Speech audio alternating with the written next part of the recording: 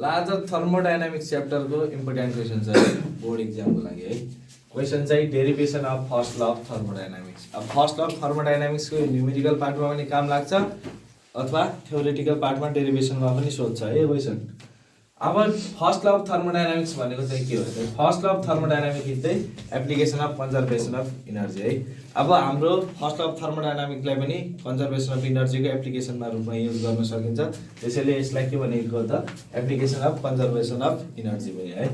अब यसको सिद्धान्तमा चाहिँ के भनेको छ? प्रिन्सिपल अफ फर्स्ट अफ थर्मोडायनामिक्सको स्टेटमेन्ट है। When some quantity of heat is supply to the system है। हामीले एउटा सिस्टम छ अथवा एउटा बोडीलाई छ केही मात्रामा हिट उसलाई के गर्यौ त? दियौ भनेर है।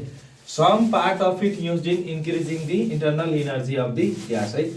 केही हामीले बोडीलाई अथवा सिस्टमलाई हिट त दियौ, त्यो दिएको हिट मध्येको केही पार्ट अफ हिट अथवा केही हिटले हैन त्यसले के गर्ने काम गर्छ त? इन्टरनल एनर्जी अफ द ग्यासलाई इन्क्रिजिङ गर्ने काम गर्छ अथवा इन्टरनल एनर्जी अफ ग्यासलाई बढाउने काम गर्छ है त्यो केही हिटले। एन्ड त्यसका साथै rest is used in work done in expansion. रेस्टले के काम गर्ने रहेछ? हाम्रो वर्क डनमा चाहिँ अथवा काम गर्ने क्षमतालाई बढाउनमा पनि त्यो हिटले हेल्प गर्ने रहेछ है। यही हो हाम्रो फर्स्ट ल अफ द थर्मोडायनामिकको सिद्धान्त है। अब डेरिभेसनले के भनेको छ? If dQ be the quantity of heat supply to the system from surrounding. हामीले अहिले मान यो सिस्टम यो कोठाभित्र हाम्रो एउटा सिस्टम छ, बोडी छ है, ठीक छ। बाहिर भनेको के छ? त्यो सराउन्डिङ छ। त्यो सराउन्डिङबाट हामीले यो सिस्टमभित्र बोडीभित्र केही मात्रामा डिक्यू भन्ने एमाउन्ट अफ हिट के गर्यौँ त? सप्लाइड गर्यौँ अथवा यो हाम्रो सिस्टममा बाहिर सराउन्डिङबाट दियौँ, सप्लाइड गर्यौँ भनेको छ है। And some work D W on the surrounding while the internal energy change. अब जति बेला त्यो हिट सप्लाइड त गर्यौँ सिस्टममा बोडीमा हैन, बाहिर सराउन्डिङबाट, त्यति बेला चाहिँ के हुन्छ त भनेको छ? केही एमाउन्ट अफ वर्क डन हुन्छ जसलाई चाहिँ के मानिन्छ भनेको छ त? डिडब्ल्यू है। डिडब्ल्यूले त्यो वर्क डनलाई इन्डिकेट गराएको छ है। While the internal energy change to dU. अब काम गर्ने बेला जति बेला बाहिरदेखि भित्र सराउन्डिङबाट बडी सिस्टममा ल्याउँदाखेरि जति बेला त्यो इन्टरनल एनर्जी चेन्ज हुन्छ त्यो चेन्ज इन इन्टरनल एनर्जीलाई डियूले इन्डिकेट गरेको छ है। अब देन हामीलाई फर्स्ट ल अफ थर्मोडायनामिक्सको स्टेटमेन्ट दिएको छ है। हाम्रो स्टेटमेन्टको अनुसारले के भयो त? D Q equal to D U plus D W. के भने? The amount of heat supplied to the system from surrounding is equal to the sum of change in internal energy and change in work done। यहीबाट पनि हामीले के गर्न सक्छौँ त? Definition statement बनाउन सक्छौँ है। कसरी? The amount of heat supplied to the system or body from the surrounding is equal to the sum of change in internal energy and change in work done on the system from surrounding भन्दै ठिक यहाँबाट पनि statement बन्यो जसलाई equation 1 मान्दियो है। dq equal to du plus dw। अब हामीलाई वर्क डन भनेको थाहा छ के हो त?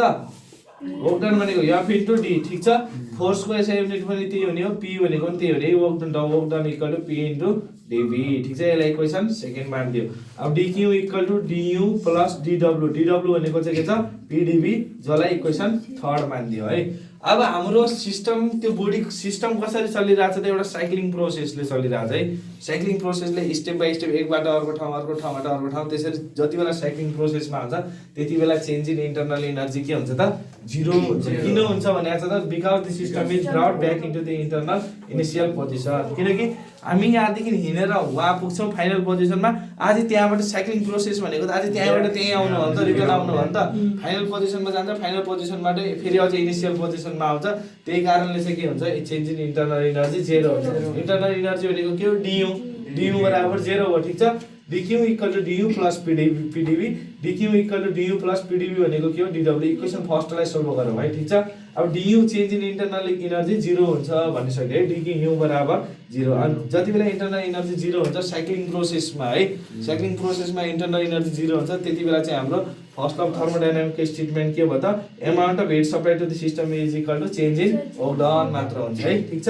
dq is equal to dw। अब यसको अर्थ चाहिँ के भनेको छ है? Meaning this mean in a cyclic process the amount of heat supply to the system will increase the internal energy of the gas। जति बेला हाम्रो सिस्टम अथवा बोडी केमा हुन्छ त? साइक्लिङ प्रोसेसमा हुन्छ, त्यति बेला के भनेको छ त? the amount of heat supply to the system will increase the internal energy of the gas। जो सिस्टमलाई त्यो बोडीले हामीले जो सप्लाई गरेको हिट थियो हैन, एमाउन्ट अफ हिट, त्यसले के गर्ने काम गर्छ त?